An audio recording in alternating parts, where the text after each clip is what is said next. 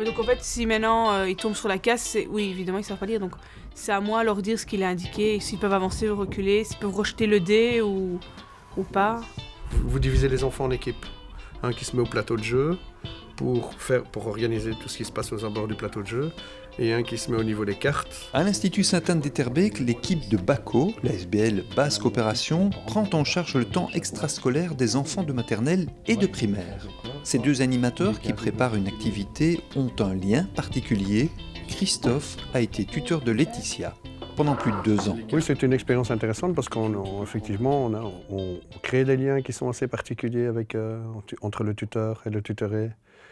Et puis souvent, on essaie de s'inquiéter un peu de ce qui se passe après, hein, donc lorsque le tutoré s'en va ou que le tuteur change de place. Oui, donc oui, c'est effectivement intéressant. Même pour un tuteur, il peut se rendre compte de certaines choses, de certaines évolutions qu'il n'aurait pas vues. Parfois, c'est lui qui apprend, hein, donc les deux apprennent. Moi, comme j'étais nouvelle et c'était via ma formation, le directeur m'avait dit que j'aurais un tuteur, donc il me l'a présenté. Et donc à chaque fois que j'avais une question ou autre, vu que c'était nouveau pour moi, le métier, quand j'avais des questions ou autres, je savais que c'était vers cette personne-là que je devais me diriger.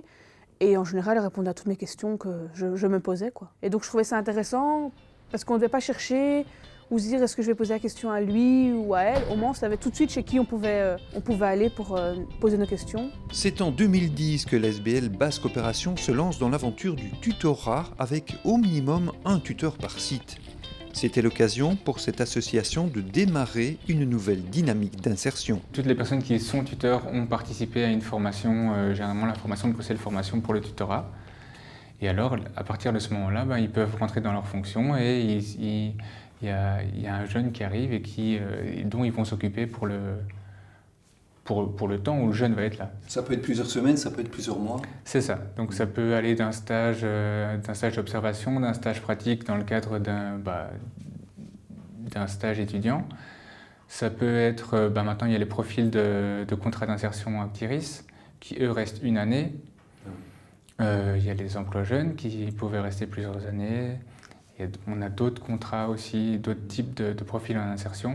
Mais donc oui, ça fait quelques années en fait qu'au fil du temps, les différents profils en insertion se sont développés, quoi. Laetitia entame sa 4e année à l'Institut. Elle est arrivée ici en stage pour sa formation d'auxiliaire de l'enfance.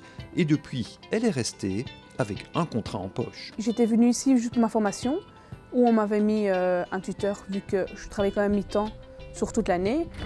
Et comme ils avaient été satisfaits de moi, ils m'ont proposé de continuer et que je n'ai pas refusé. Donc je me dis que mon tuteur a une part de responsabilité, vu que c'est lui qui m'a appris. Donc grâce à cette personne, j'ai pu bien faire que les gens ont accepté de me réengager. Donc je lui dis merci.